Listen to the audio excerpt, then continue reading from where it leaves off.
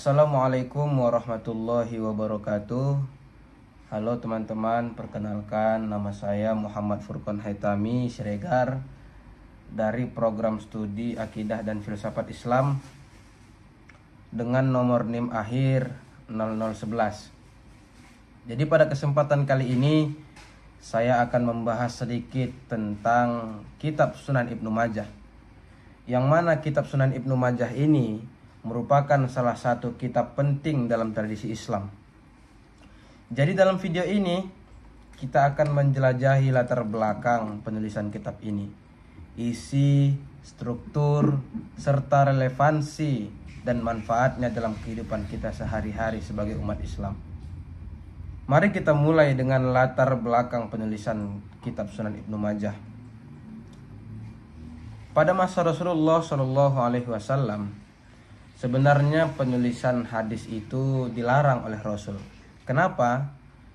Karena salah satu alasannya itu pernah saya baca, pernah saya dengar juga. Salah satu alasannya itu adalah supaya hadis ini tidak bercampur aduk dengan Al-Quran. Namun seiring berjalannya waktu, banyak kaum munafik yang menyebarkan informasi palsu dan merusak ajaran Islam. Para ulama merasa perlu untuk mengumpulkan dan menulis hadis agar ajaran Islam tetap terjaga dan tidak terdistorsi.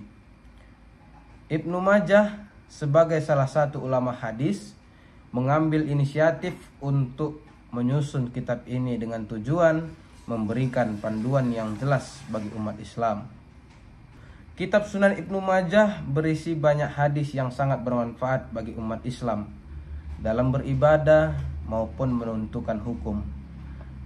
Jadi dalam kitab ini Ibnu Majah menyusun hadis-hadis berdasarkan tema seperti ibadah, akhlak, dan muamalah. Terdapat 37 bab yang mencakup berbagai aspek kehidupan, mulai dari tata cara sholat, puasa, hingga etika berinteraksi dengan sesama. Meskipun ada beberapa hadis yang dianggap dhaif atau lemah, Sunan Ibnu Majah memberikan penjelasan mengenai kualitas hadis tersebut, sehingga umat Islam dapat memilah dan memilih mana yang dapat menjadi rujukan. Ini penting agar kita tidak hanya mengikuti hadis tanpa memahami konteks dan kualitasnya. Dengan demikian, kita dapat menghindari kesalahan dalam beribadah dan menjalani kehidupan sehari-hari. Relevansi kitab Sunan Ibnu Majah dalam kehidupan sehari-hari sangat besar. Dengan memahami hadis-hadis yang terdapat dalam kitab ini, kita dapat lebih baik dalam menjalankan ibadah, berinteraksi dengan sesama, dan mengambil keputusan yang sesuai dengan ajaran Islam. Misalnya, hadis-hadis tentang etika berbisnis dapat membantu kita dalam bertransaksi secara adil dan jujur. Sementara hadis tentang sholat dapat memperdalam pemahaman kita tentang tata cara ibadah yang benar. Karena sungguh banyak sekali teman-teman, sholat itu yang belum kita ketahui ilmunya. Salah satunya bagaimana cara menempatkan niat, di mana sebenarnya tempat niat itu. Karena niat itu adalah rukun yang pertama dalam sholat teman-teman. Bukan hanya dalam sholat, dalam segala ibadah niat itu adalah yang paling utama.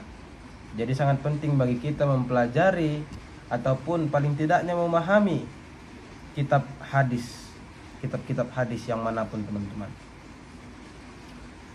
Kitab ini juga menjadi sumber inspirasi bagi para ulama dan cendekiawan dalam mengembangkan ilmu pengetahuan dan pemahaman agama. Dengan mempelajari hadis-hadis dalam kitab ini, kita dapat memperkaya wawasan, meningkatkan kualitas spiritual kita sebagai umat Islam. Sebagai penutup, mari kita ingat bahwa hadis-hadis dalam kitab Sunan Ibnu Majah bukan hanya sekedar teks, tetapi juga merupakan pedoman hidup yang dapat membimbing kita dalam menjalani kehidupan yang lebih baik. Terima kasih telah menonton video ini. Mudah-mudahan ada manfaatnya.